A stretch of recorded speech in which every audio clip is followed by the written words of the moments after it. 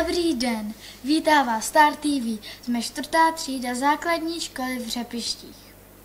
Toto je Terka a to jsem já, Vicky. Vítejte v našem vysílání. Březen, za kam navlezem?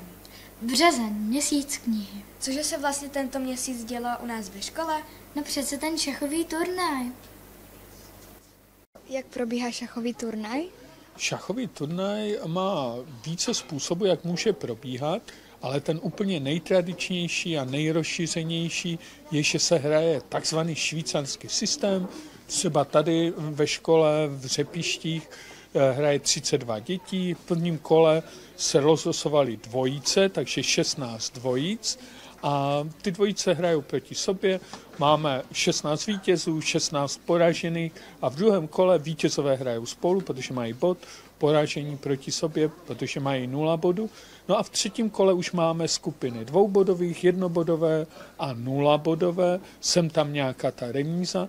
A důležité je, že tenhle systém přináší tu výhodu, že v každém kole proti sobě hrajou stejně silní hráči, co mají stejný počet bodů. Takže švýcarský systém, nejspravedlivější systém šachového losování. Kdy vznikly šachy?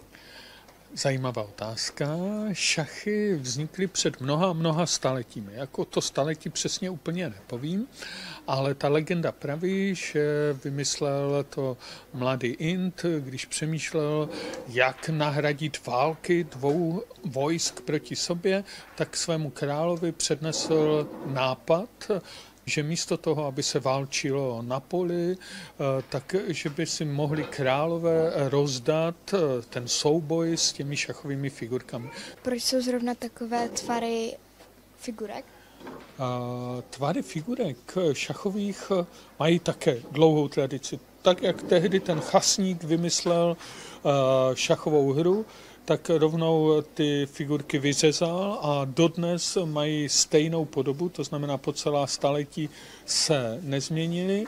A já třeba učím děti ve školkách tahat figurkama a šachové hře, tak vždycky vysvětluji, že když stavíme šachové království, tak v rohu jsou věže, protože každý král bydlí na hradě a každý správný hrad musí mít své rozhledny věže.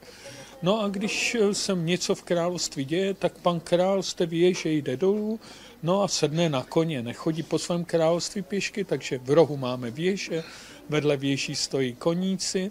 No a pan král, když někde vyjede se svou družinou, samozřejmě musí mít vedle sebe rytíře, ochránce, kteří ho hlídají, to jsou střelci.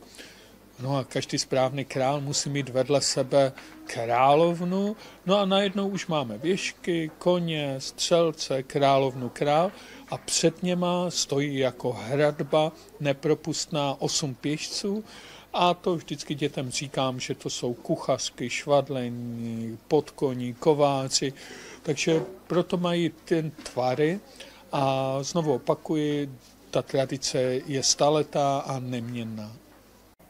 Z 32 dětí se z naší školy nejlépe umístil Oskar Mateo. Se 3 body skončil 19. Co tě nejvíc baví na šachách? Že jsem se tam přihlásil a že trošku vyhrávám.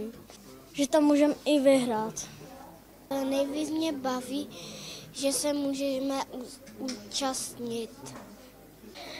Tak asi, že to je klidné a zábavné. Že tam můžu vyhrávat. Co tě nejvíc baví na šachách? No jako můžu si u toho odpočinout, můžu si zahrát s kým chci a to je všechno. Děkujeme za pozornost. Předáváme slovo Dubnu. Čauky mňauky.